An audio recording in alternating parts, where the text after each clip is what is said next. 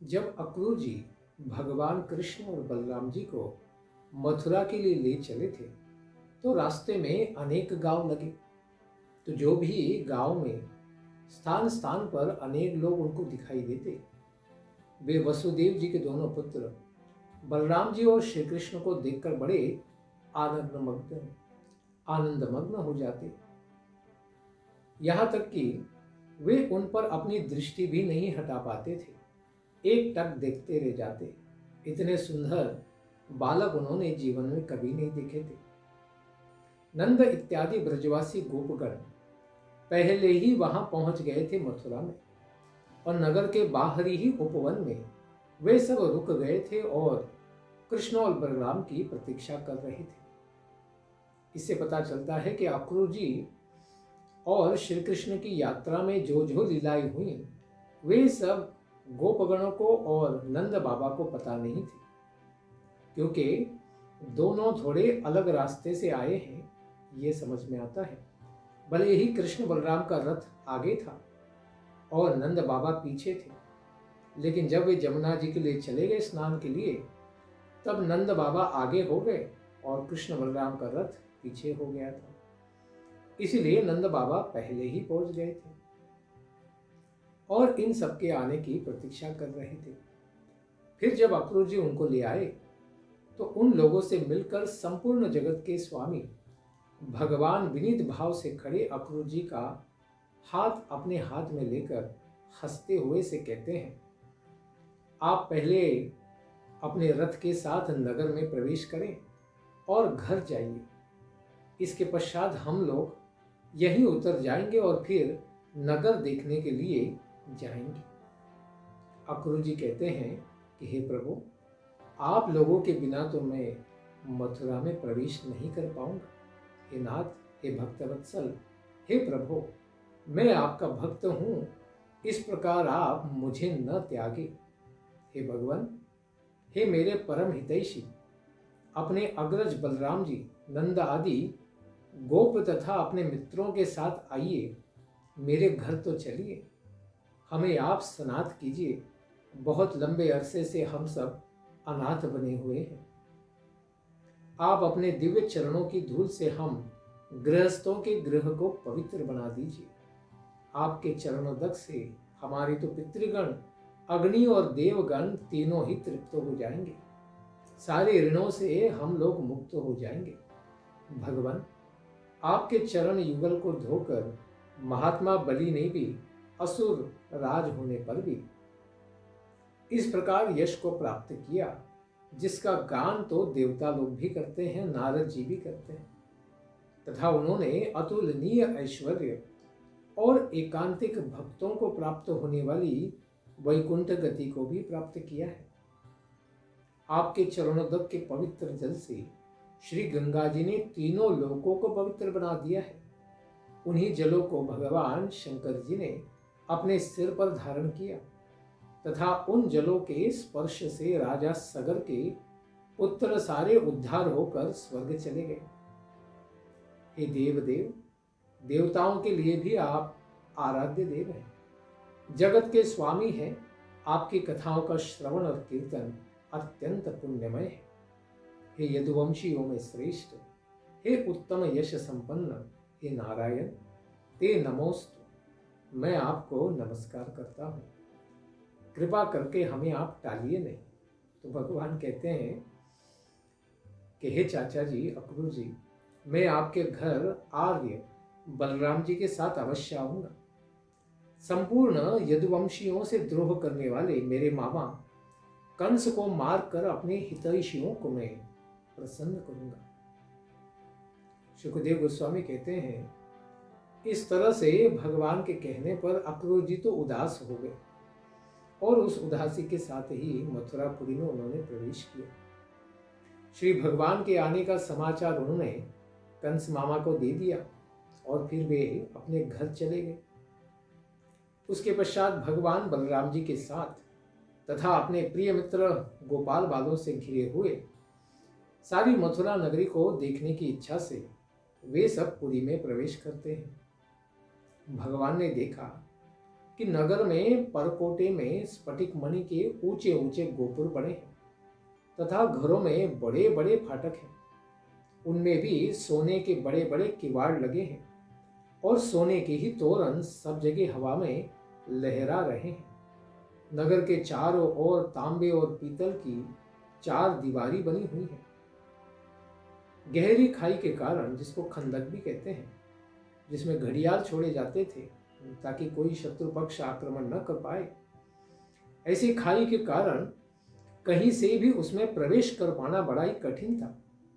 स्थान स्थान पर सुंदर सुंदर उद्यान भी थे और उपवन भी थे। भगवान ने और देखा कि सोने से सजे हुए चौराहे थे, धनिकों के महल तथा उनके साथ लगे हुए सुंदर सुंदर बगीचे और प्रजाओं के लिए सभी सभा भवन बने हैं और साधारण लोगों के लिए निवास गृह उस नगरी की बड़ी शोभा बढ़ा रहे थे। कहीं भी झोपड़पट्टी नहीं थी। वैदुर्य, हीरे, स्फटिक, नीलम, मूंगे, मोती और पन्ना आदि से बड़े जो कीमती पत्थर हैं, इनसे जड़े हुए छज्जे, चबूतरे, झरोखे और फर्श आदि जगमगा रहे हैं। उन पर बैठे हुए कबूतर हों, मोर हों इत्यादि पक्षी अनेक प्रकार की सुंदर बोलियां बोल रहे हैं, मानो गा ही रहे हों।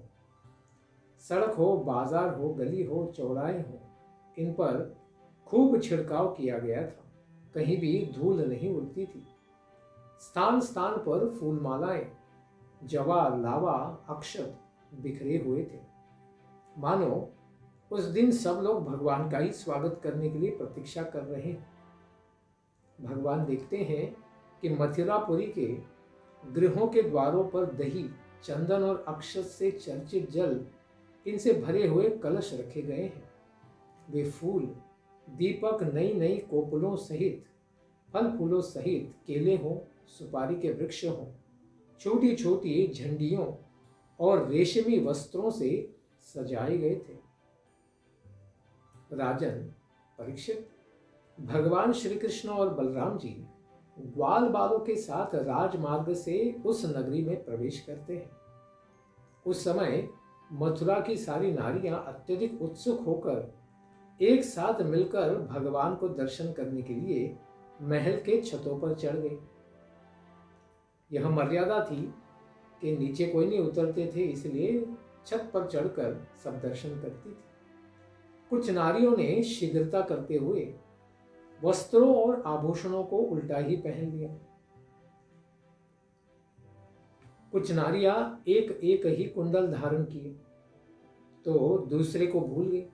किसी ने अपनी एक ही आंख में काजल लगाया और दूसरे में काजल लगाना वे भूल भी गई, उसी के साथ चल पड़ी। कुछ स्त्रियां तो भोजन कर रही थी, आधा निवाला मुंह में, आधा हाथ में, इस अवस्था में ही भागी। सबों के मन को आनंद से भगवान भर रहे थे। कुछ जो उपटन लगा रही थी, बिना स्नान किए ही चल पड़ी। कुछ सो रही थी लेकिन आवाज सुन के भाग पड़ी, वैसी ही चल पड़ी। तो कुछ बच्चे को दूध पिला रही थी, उसे दूध पिलाना छोड़कर ही भागी। मत्त गजेंद्र के समान चाल चलने वाले भगवान श्री कृष्ण और बलराम जी अपनी विलासपूर्ण हंसी और प्रेम से भरे चितवन से और श्री लक्ष्मी जी को भी आनंदित करने वाले अपने श्याम सुंदर श्री विग्रह से उन सारी नारियों को आनंद प्रदान करते हुए उन सबों के मन को हर लेते हैं। जन्म जन्म से जिन्होंने भक्ति की थी, ऐसे ही तो जीव मथुरा में प्रकट थे। तो स्वाभाविक था जिन्होंने भगवान के लिए अनेक जन्मों में गृह आदि का त्याग किया था, उनके लिए अपने दैनंदिन कार्य को छोड़कर भगवान के दर्शन के लिए भागना तो स्वाभाविक ही था। ये काम आदि शत्रुओं को दमन करने वाले अरिंदम परीक्षित, जिनके विषय में उन नारियों ने बहुत अधिक सुन रखा था, उनका चित्त चिरकाल से उनके दर्शन के लिए लालायित था, आंखें चंचल हो गई थी। उन श्री भगवान को देखकर तथा भगवान श्री कृष्ण द्वारा प्रेम भरे दृष्टिपात एवं मंद मुस्कान की अमृतमयी सिंचन करने वाले सम्मान को प्राप्त करने के लिए मथुरा की नारियां भाग पड़ी। उन्होंने भी अपनी आंखों के मार्ग से उन भगवान का दर्शन करते हुए उनका स्वागत किया और अपने हृदय में उनको बिठा लिया तथा उनके आनंदमय स्वरूप को हृदय के अंदर ही गाढ़ आलिंगन करके चिरकाल के विरह व्यथा को शांत कर दिया। जन्म जन्म से उन्होंने भगवान का दर्शन के लिए कामना की थी, प्रार्थना की थी, व्रत किए थे, उपवास किए थे, आज सारे सफल हो गए। भगवान का दर्शन हो गया, इसलिए हृदय में तुरंत भगवान को स्थापित कर दिया। अपने अपने महलों की अट्टारियों पर वे सारी चढ़ गए। प्रेम के आवेश से जिनका मुख कमल अत्यंत विकसित था, वे नारियां भगवान श्री कृष्ण और साथ ही बलराम जी के ऊपर फूलों की वर्षा करने लगी। स्थान स्थान पर प्रसन्न हुए सारे ब्राह्मण हो, क्षत्रिय और वैश्य, इन सबों ने बलराम जी सहित श्री कृष्ण की दही, अक्षत, जल से भरे हुए पात्र, पुष्प, मालाएं, चंदन आदि सब वस्तुओं को भेंट करते हुए उनकी पूजा की। मथुरा नगर की नारियों ने कहा, गोपियों ने न जाने कौन सी महान तपस्या की है कि मनुष्य लोक में आनंद प्रदान करने वाले गोलोकपति यहाँ बलराम जी के साथ श्री कृष्ण का दर्शन वे नित्य ही करती थी। उस समय भगवान श्री कृष्ण किसी आते हुए धोबी को देखते हैं जो रंगने का काम भी करता था, रंजक भी था। उससे उन्होंने धुले हुए उत्तम रंग के वस्त्रों को मांगा कि हे भाई, हम दोनों के लिए थोड़े अच्छे वस्त्र दे देना। भगवान ने कहा, भाई तुम हम दोनों को ऐसा वस्त्र दो जो हम दोनों के योग्य हो, रंग भी अच्छा हो, ढंग भी अच्छा हो और नाप तोल में भी ठीक हो। ऐसा करने से तुम्हारा परम कल्याण होगा, इसमें कोई संदेह नहीं है। श्री भगवान तो वैसे आप्तकाम है, उनको कोई इच्छा नहीं, वे तो परिपूर्ण है, आत्माराम है। लेकिन फिर भी भगवान ने सेवा का अवसर दिया उस धोबी को। इस प्रकार से उनके द्वारा याचना किए जाने पर राजा कंस का अत्यंत घमंडी वह सेवक दास भगवान पर ही आक्षेप करते हुए, क्रोध करते हुए कहता है कि हे उद्दंडो, गांव के छोरों, सदा पर्वत और वनों में रहने वाले आदिवासी, इस प्रकार के वस्त्रों को पहनते हो क्या? राजा के इस प्रकार मालमत्ता संपत्ति को प्राप्त करने की इच्छा करते हो? इस प्रकार से भाव तुम्हारे लिए ठीक नहीं है। हे मूर्खों, यदि जीवित रहने की इच्छा है तो शीघ्र भाग जाओ। इस तरह से अगर गलत प्रार्थना करते रहोगे तो राज्य कर्मचारी तुम्हें, तुम्हारे जैसे घमंडियों को तुरंत कैद में डाल देंगे या मार भी देंगे, या फिर तुम्हारे पास जो कुछ भी होगा, वैसे तो तुम्हारे पास कुछ होगा नहीं, लेकिन होगा तो सब कुछ वे छीन भी लेंगे। इस तरह से वह धोबी बहक बहक कर बोलने लगा। तब भगवान को लगा, अरे बेवकूफ, तुझे मैं सेवा का अवसर दे रहा हूं और तू उसको भी दुत्कार रहा है। तो भगवान ने क्रोध करते हुए उसके गाल पर, गाल के नीचे थोड़ा एक जोर से तमाचा मारा। जैसे ही उसको जोर से तमाचा मारा, उसका सिर धड़ से टूटकर तुरंत पृथ्वी पर गिर पड़ा। मथुरा में आने पर यह भगवान का पहला पराक्रम था। इस प्रकार से रास्ते के ऊपर ही बिना शस्त्र के किसी का सर काट दिया गया है। इस प्रकार से जब धोबी को मरा हुआ सबने देखा तो आसपास में कंस के जो अनुचर थे वे कपड़ों के गट्ठर को छोड़कर इधर उधर तितर बितर भाग गए और भगवान ने और बलराम जी ने उन वस्त्रों को उठा लिया। श्री कृष्ण और बलराम जी अपने प्रिय वस्त्रों को तो धारण कर ही लिए और कुछ वस्त्रों को उन्होंने अपने प्रिय मित्र को भी दिया और बाकी सब शेष वस्त्रों को उन्होंने इधर उधर दूसरे लोगों में बांट दिया। उसके पश्चात भगवान आगे बढ़े और एक दर्जी ने फिर भगवान का, श्री बलराम जी और कृष्ण का बड़ा स्वागत किया और रंग बिरंगे वस्त्रों से उनके अनुकूल वेश के रूप में उनको सुंदरता से सजा दिया। बलराम जी और कृष्ण अनेक प्रकार से वस्त्रों से उसी प्रकार फिर सुशोभित हो रहे थे जैसे जैसे किसी उत्सव के अवसर पर ही श्याम और श्वेत दो हाथी के सुंदर बच्चे सजा दिए गए। इस प्रकार उस दर्जी की सेवा को भगवान ने स्वीकार किया और बड़े आनंद से उसको आशीर्वाद दिया कि इस संसार में उसे भरपूर धन संपत्ति, बल, ऐश्वर्य, स्मृति, इंद्रियों में देखने का, सुनने का सारा सुख, सारी शक्ति उनको प्रदान कर दी और उसी के साथ मृत्यु के पश्चात उसे अपने ही रूप के समान सारूप्य मोक्ष भी प्रदान कर दिया। इस प्रकार से भौतिक और आध्यात्मिक दोनों सुखों को भगवान ने प्रदान कर दिया।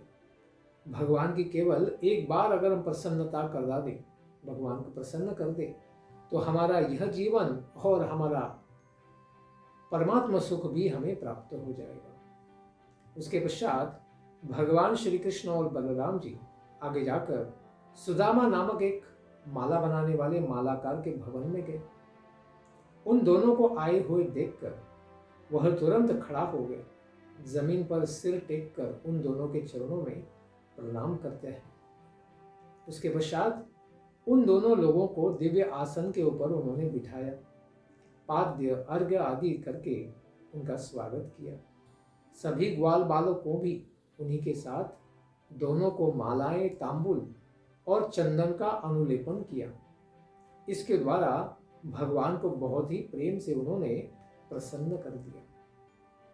उसने प्रार्थना की कि हे प्रभु, आप दोनों के आगमन से तो मेरा और मेरे घर में सबका जन्म सफल हो गया, मेरा वंश पवित्र हो गया और हमारे पितृगण, ऋषिगण हमसे अत्यंत संतुष्ट हो गए। आप दोनों तो जगत के परम कारण हैं। आप दोनों इस लोक में अपने वंश से संसार का अभ्युदय करने के लिए और मोक्ष कराने के लिए ही अवतरित हुए हैं। आपका स्वागत है। यद्यपि आपका भजन करने वाले जो भक्त हैं उनका नाम ही आप भजन करते रहते हैं, फिर भी आप तो सब जीवों के हितैषी हैं, संपूर्ण जगत के परमात्मा हैं। सभी जीवों के प्रति आप समान दृष्टि रखते हैं क्योंकि सभी जीव तो आपके ही अंश हैं। इसलिए हे प्रभु, सांसारिक जीवों के जैसे आपके हृदय में विषम दृष्टि नहीं है। आप सबको अपना भृत्य ही मानते हैं। इस प्रकार आप दोनों मुझ भृत्य को आज्ञा दीजिए कि मैं आपकी कौन सी सेवा करूं। यह आपकी बहुत बड़ी कृपा होगी कि मुझ जैसे तुच्छ जीव से आप कोई कार्य करा लें, मुझे कुछ आज्ञा दे दे। इस तरह से जब उन्होंने प्रार्थना की तो भगवान बड़े प्रसन्न हो गए। अपने भक्त को उन्होंने पाया, ऐसे सुदामा माली ने भगवान के अभिप्राय को समझ लिया कि भगवान क्या चाहते हैं। उसने तुरंत श्रेष्ठ सुगंधित पुष्पों से निर्मित एक निर्मल माला उन दोनों के गले में प्रदान की। साथ ही ग्वाल बालों के साथ उन मालाओं से समलंकृत भगवान श्री कृष्ण और बलराम जी अत्यंत प्रसन्न हो गए। ग्वाल बालों को भी मालाएं मिली। वर प्रदान करने वाले भगवान उन दोनों लोगों ने विनीत और शरणागत ऐसे सुदामा माली को वरदान प्रदान दिए। सुदामा माली ने भी संपूर्ण जगत के आत्मा भगवान में केवल निश्चल भक्ति, भगवत भक्तों के प्रति प्रीति और सेवा, सौहार्द तथा सभी जीवों के प्रति दया भाव, इसके सर्वश्रेष्ठ भाव का वरदान मांगा। भगवान बड़े प्रसन्न हुए कि निष्काम भाव रखने वाले ऐसे भक्त का उन्हें सहयोग मिला, सेवा मिली। इस तरह से सुदामा को अभिप्रेत भगवान ने वरदान दी। वंश परंपरा के अनुसार बढ़ने वाली उसको लक्ष्मी दी, बल दिया, आयु दी, यश दी और कीर्ति भी दी। इस प्रकार सारे प्रकार के पुरुषार्थों में संपन्न उसे करा दिया और भगवान वहां से बलराम जी को लेकर आगे बढ़ते हैं धनुष की ओर। भगवान जब आगे बढ़े तो राजमार्ग से जाते हुए उन दोनों ने एक स्त्री को देखा। वह अपने हाथ में चंदन का पात्र लिए जा रही थी। घिसा हुआ चंदन था। वह कुबड़ी थी, अतएव उसका नाम भी कुब्जा ही था। वह बड़ी युवती थी और मुंह तो उसका सुंदर था, लेकिन पीठ में बड़ा कुबड़ था। उसको देखकर प्रेम रस प्रदान करने वाले श्री कृष्ण ने कुछ विनोद करते हुए कहा, हे सुंदरी, तुम कौन हो? हे अंगने, यह किसके लिए तुम चंदन लेके जा रही हो? यह अगर तुम हम लोगों को सत्य सत्य बतलाओ, हम दोनों की भी तुम इस प्रकार उत्तम चंदन को प्रदान करके सेवा कर सकती हो, और ऐसा करने से तुम्हारा शीघ्र ही कल्याण होगा। कंस मामा की सेवा करके तुम्हारा इतना कल्याण तो नहीं हो पाया, लेकिन हमारी एक बार सेवा करने से ही तुम्हारा कल्याण होगा। इस प्रकार उस दासी ने सैरंध्री ने कहा, हे श्याम सुंदर, मेरे अंगराग लगाने का काम कंस को बड़ा प्रिय है, अत्यंत अभिमत है, बड़ा प्रसन्न होता है। मैं उसी की दासी हूँ। मेरा नाम है त्रिवक्र, क्योंकि मेरे शरीर में 3 टेढ़े वक्र हैं, गर्दन में, वक्षस्थल में और कमर में। इसलिए सब लोग मुझे त्रिवक्रा ही कहते हैं। मेरे द्वारा लगाया गया अंगराग कंस को अत्यंत प्रिय है, लेकिन आप दोनों को छोड़कर कौन ऐसा दूसरा व्यक्ति है जो इस दिव्य अंगराग के योग्य हो? श्री भगवान के सौंदर्य, सुकुमार्य, रसिकता, मंद मंद हंसी, प्रेम का आलापन तथा मनोज्ञ प्रेक्षण, कटाक्ष जो अत्यंत सुंदर थे, इन सब के कारण कुब्जा का मन उनके वश में नहीं रहा। श्री भगवान पर अनुरक्त मना उसने दोनों भाइयों को वह सुंदर और गाढ़ा अंगराग वहीं पर उनके कपोलों पर, माथे पर उन्होंने सुंदरता से लगा दिया। उसके पश्चात भगवान अपने शरीर पर पीत वर्ण के वस्त्र धारण किए थे और बलराम जी रक्त वर्ण के। इस प्रकार उन्होंने अंगराग को भी प्राप्त किया। भगवान ने पीत वर्ण का अंगराग प्राप्त किया और बलराम जी ने रक्त वर्ण का, लाल वर्ण का। इस प्रकार नाभि से ऊपर के भाग में अंगराग उन्होंने लगाए थे। उससे अनुरंजित भगवान कृष्ण और बलराम जी अत्यंत सुशोभित लग रहे थे। भगवान कुब्जा पर बड़े प्रसन्न थे। उन्होंने बहुत अच्छी सेवा की। वह 3 स्थानों में तो टेढ़ी थी, किंतु सुंदर मुख वाली थी। ऐसी कुब्जा को अपने दर्शन का साक्षात फल प्रदान करने की इच्छा से भगवान ने विचार किया कि बेचारी दिखने में तो सुंदर है, लेकिन कुबड़ी है, इसका कल्याण किया जाए, इसको हम सीधी बना देते हैं। भगवान ने क्या किया?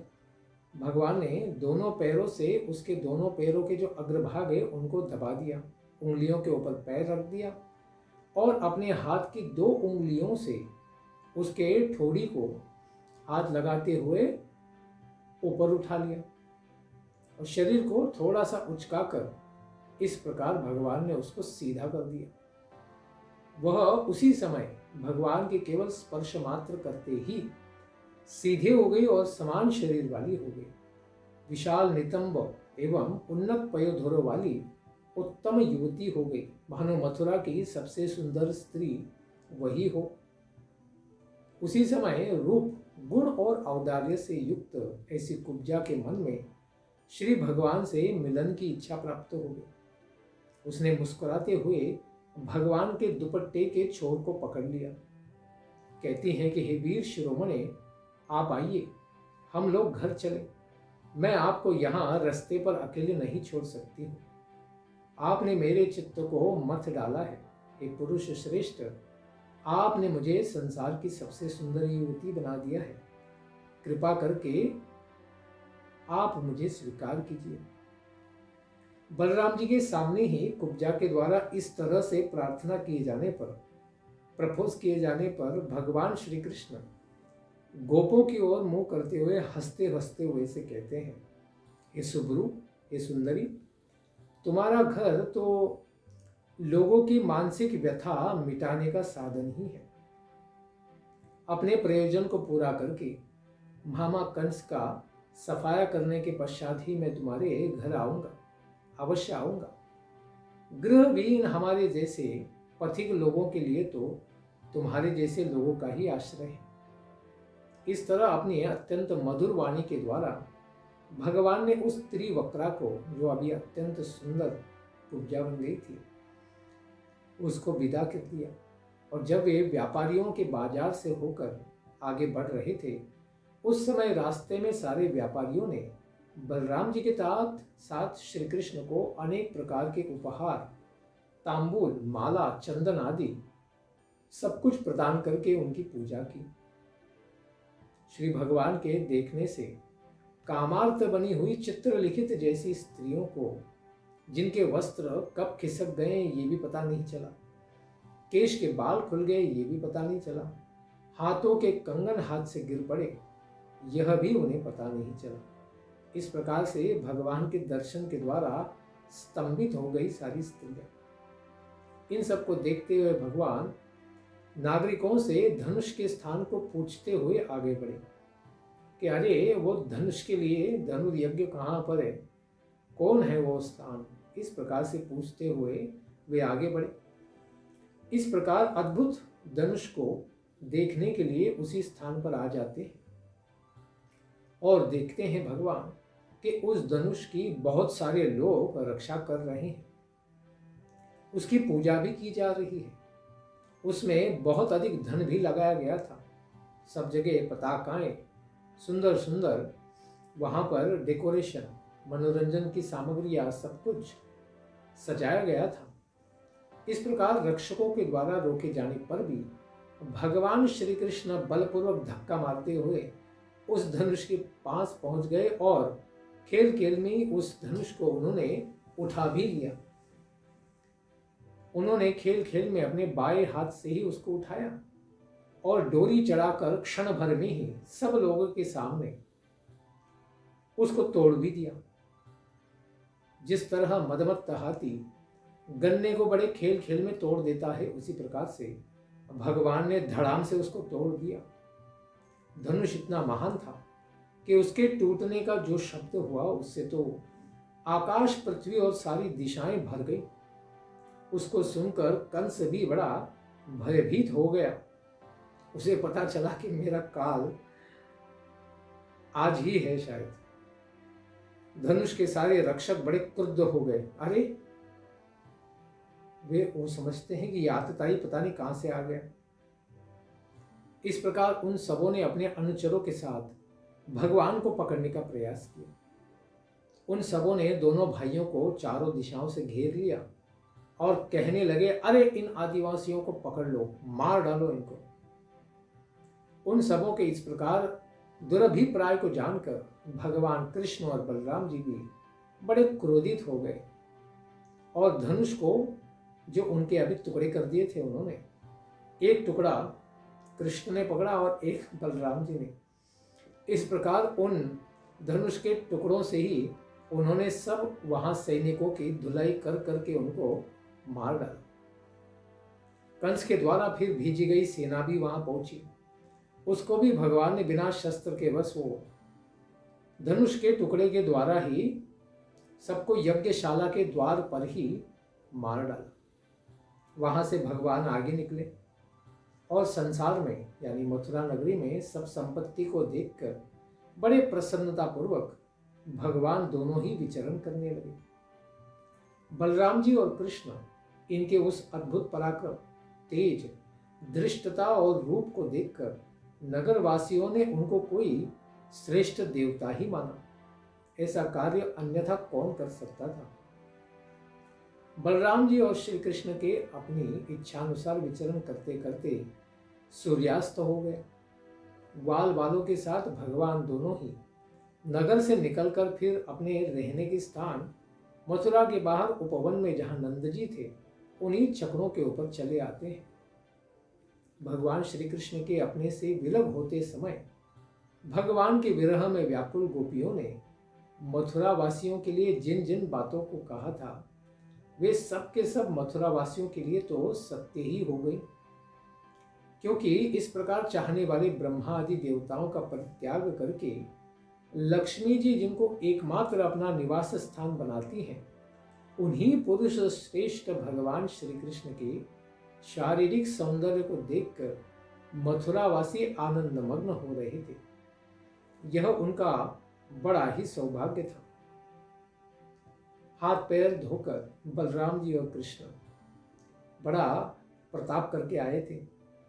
उन दोनों ने दूध में बनी हुई सुंदर खीर आदि आदि पकवानों को भोजन प्राप्त किया। कंस आगे क्या करना चाहता है इस बात का उन्होंने पता लगा लिया और वे दोनों उस रात को बड़े सुखपूर्वक सो गए। कोई चिंता नहीं। मथुरा में जाकर इतनी बड़ी तोड़फोड़ करके आ गए, लेकिन उन्हें कोई चिंता नहीं थी क्योंकि उनको पता था कंस मामा को कल ही मिलेंगे। कंस ने जब यह सब कुछ सुना कि इन दोनों ने क्या प्रताप किया है, तो खेल ही खेल में धनुष को इन्होंने तोड़ दिया और धनुष के रखवालों और उनकी सेनाओं को भी पीट पीट कर मार दिया, वो भी बिना अस्त्र के। कंस बहुत ही डर गया। उस मूर्ख को देर रात तक नींद भी नहीं आई। उसको लगा शायद रात को ही मेरे महल में आकर न मुझे मार दे। उसको दिन में और रात में बहुत बड़े अपशकुन दिखने लगे, जो सारे उसके मृत्यु के सूचक ही थे। वो देखता है कि जागृत अवस्था में सिर के रहने पर भी जब वो प्रतिबिंब देखता है तो प्रतिबिंब में देखता है कि उसका सिर ही नहीं है, और उसकी उंगलियां आदि अवष्टंभ के बिना भी तारों चंद्रमा आदि के दो नहीं रहने पर भी उसे दो दो दिखाई देने लगे।